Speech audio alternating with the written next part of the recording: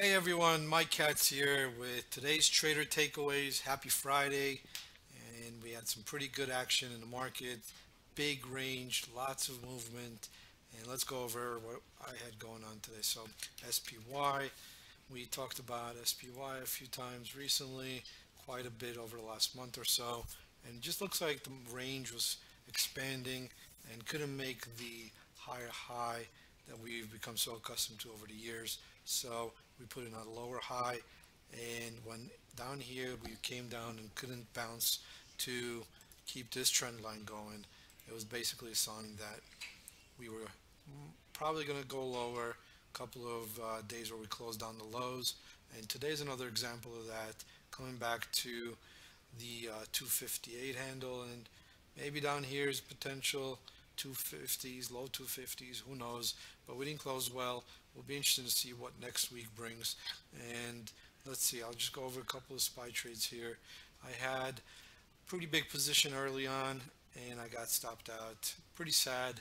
I had a really nice position to be exact, but hey, I had my stop too tight or it just wasn't time, and I was basically trading down here looking for this move down, bounce, comes down, and I was shorting into this resistance here, putting my stop above here, and I just got stopped out right here on this move, and I would have gotten stopped out even if I put my stop here.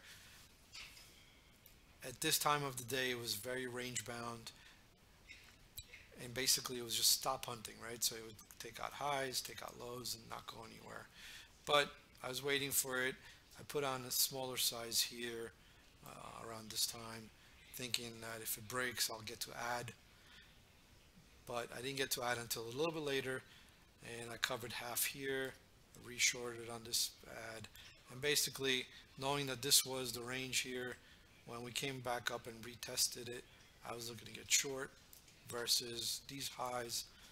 So the stop was a little bit wider, but I was still in it. I wasn't in it for the same size that I had over here with a much tighter stop, but I was in it and I caught a pretty big move off of the drop there. So shorted more here, shorted more here, and was able to kind of just sit back and let it do its thing. Coming in with the thesis over the last few days that the market's weak, we were due for some sort of a sell-off, and that's what we got. So capitalized on this one pretty well. Covered some here, tried to hold myself back as much as possible and not cover just for the sake of covering, and I was really looking for reasons to cover, and so I was trading this, and in addition I was trading TVIX alongside this, and I'll go over the trades there as well. Let's pull up TVIX. Around $10, definitely a big lift off of 7, and it's just another vehicle for me to try to capitalize on the weakness in the market, and that's what I was doing. But TVIX, I didn't get involved as early as I did with the SPYs, but when I saw confirmation, when I saw that the market was pretty weak, that's when I kind of started tackling TVIX, and it ended up working out to be my best symbol. And I was just telling one of the guys next to me that I got involved late in TVIX, and it ended up being one of the best stock on that I traded today. So it's just an example and proof that don't have to catch the whole move, don't have to be in early, don't have to catch morning to close trades. As long as I'm on the right side, as long as the timing is right, I could really do well. And basically those were my fills in TVIX, where I accumulated some shares down 960 area in this range, and thinking that if it goes down, then I'll get out, right? I was risking down here. When it was consolidating, I was giving it some space. I didn't want to just be ticked out, and I had a decent position and was able to kind of trade around a core, and it was big enough position where I could just piece it out and not have to worry about having too little. So I would sell into the rips and buy back the dips, and at this point I stopped selling, bought back on here, and this was all just watching the SPYs alongside and getting a feel for what the market's doing. shorting the spies and buying TVIX, and just looking to trade around a core. And this ended up being a really good one as well. But I am out of both. I'm flat. I'm going into the weekend flat. I didn't want to have a position. Right now we're very sensitive to news. We're pretty extended in the short term. Who knows, we could get more extended or we could get a bounce. So I figured, let me go home flat on the weekend and see which way things want to go. So that's TVIX. And what else I traded today? Facebook was pretty good, still very news driven. We took out the lows of 162 from the other day, and there seems to be a lot of downside in this, a lot of downside potential, and I don't want to be caught up on the long side or the short side for a snapback. But intraday I'll trade it. And if you look at my Facebook chart here, it gave a couple nice opportunities. And this is another example where you don't have to be perfect, right? You don't have to be perfect. You could be wrong. As long as you get it right, eventually. What I'm trying to say is this. So I shorted a couple of times, but one specific example I want to go over is shorting TVIX here.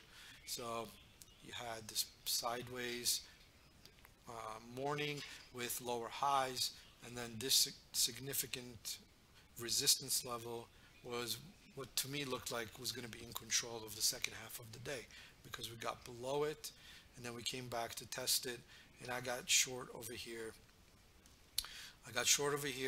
And put my stop above here, and so I put my stop above here, and got a nice drop here, and then when it came back up, I covered some here, put it back on here, and I'd moved my stop to above 163 here, thinking that this now should not get retested, should not be able to get back to if it's going to go down. But I was wrong on that, in that I was basically not able to. I got stopped out here, so I went in to play ping pong. I came back 20 minutes later, and I saw that I got stopped out, and Facebook was back down here. So obviously it sucks. I was upset, but I just kind of said, all right, oh well, what are we going to do, and just find the next opportunity. And that's when the next opportunity came. That's the trade I want to mention, where I was wrong the first time, meaning I got stopped out because I had a pretty tight stop, but I was able to catch it the second time. So when we got right around here, we started flagging sideways at the low of the day, and 162 was the level we bounced off of the other day, if you guys remember. So this was kind of important. We got below 162 and started flagging here. So I thought, hey, this could be, let's see if I can just show that part. I thought this is a nice spot to be able to short, because we're flagging and we couldn't really get a bounce off the low. This looks weak to me. So I shorted it right here near 162 with, right above these wicks as a stop. So what happens here, goes below, looks good, puts in a pretty big volume bar, and then bam, reverses, stops me out here, and boom, just reverses back down. And I said, you know what, I came back down below 162.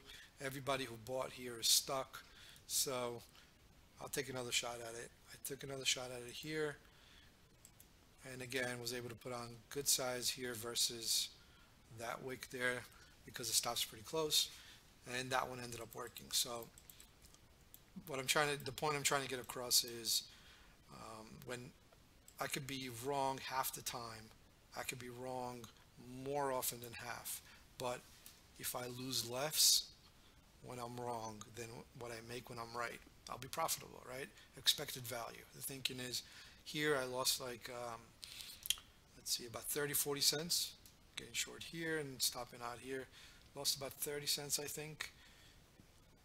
So I tried it again, and then that time I got it, and I think I got, if I'm not mistaken, on average, call it like, scaled out of some here and here and here, and then the rest here. I don't know, call it like $2 on average. So when I was wrong, I lost 30 cents. When I was right, I made $2. So I learn and not stop out and be right 100% of the time. But basically, when it goes against me, it'll hurt for a lot. So this way, I could be right, less often. But when I'm right, I'll try to make more. So Facebook worked. That was a nice symbol. Let's see if we can see it here on this chart. So yeah, exactly, right? So put some on here below this resistance that we talked about.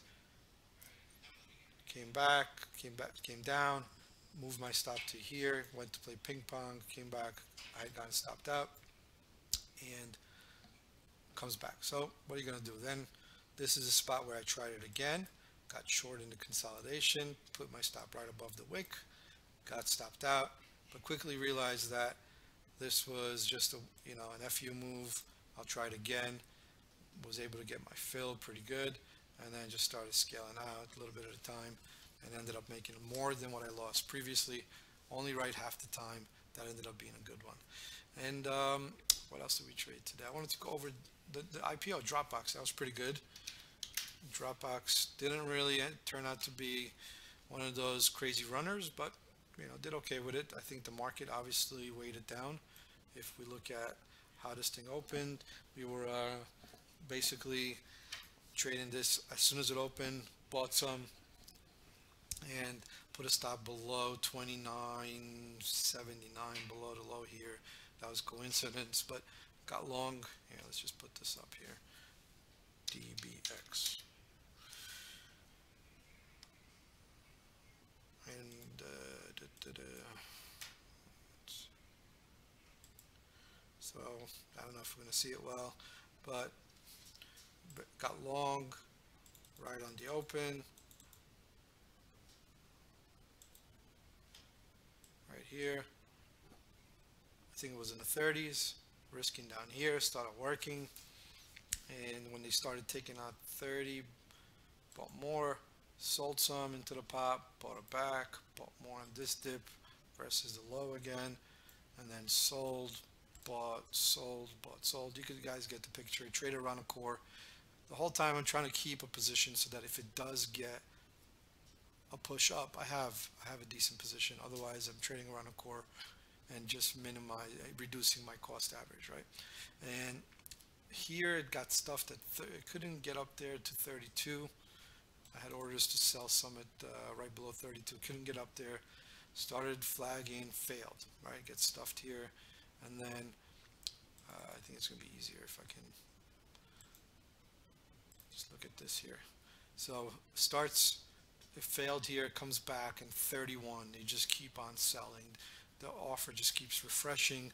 Lots of big offers, lots of buying, but the offer just keeps refreshing.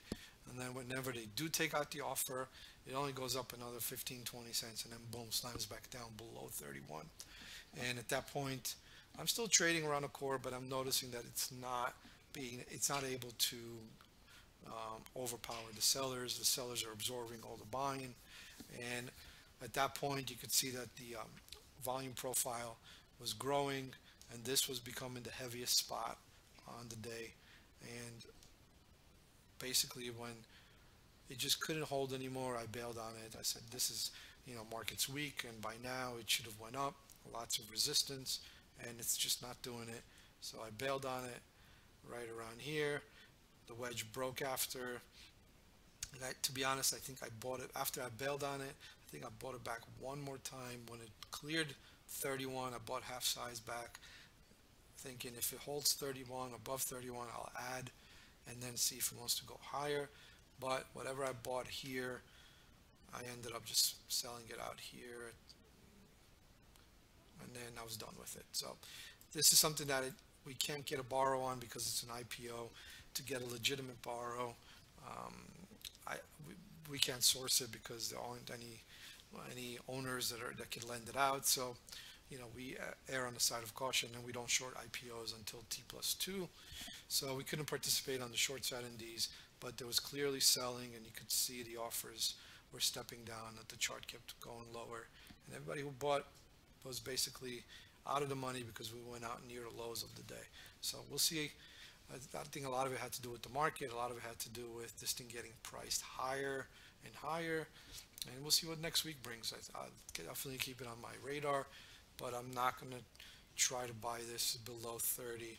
I would want to see this thing. You guys can see the volume profile here, right? There's a lot that was unloaded at 30. It traded, I don't know how many shares. Ended up doing what, like 50, 60 million shares, which is quite a bit. And that's going to have to be digested. It's going to have to reclaim 30 with authority for this thing to get higher. I'll keep it on my list, but I'm not going to do much in terms of long next few days unless it clears 30.